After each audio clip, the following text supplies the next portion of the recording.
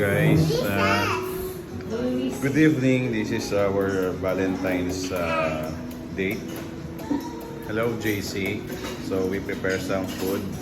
So we decided na kakain na lang kami dito sa bahay kasi number one, syempre maraming tao sa labas and restaurant, and then hindi mo makakain yung gusto mo. So yan, we prepared some pizza, some rice, some spaghetti, some Hungarian sausage. Take note, this is a cheese Hungarian sausage. Lumalabas ba yung cheese na pag kinagat mo?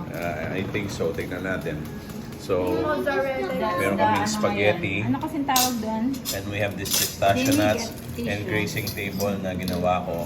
Kay ha? Alam mo, kay mami yan. Binili ko yung Ferrero para sa kanya.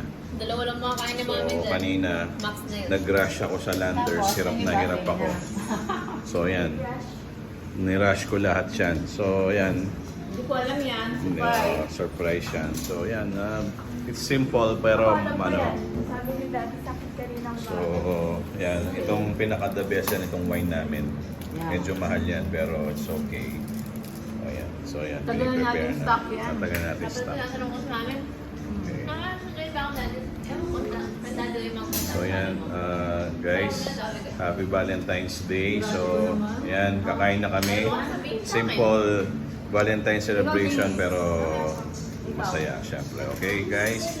Okay, thank you. Oy, bye na kayo. Bye! Happy Valentine's Day!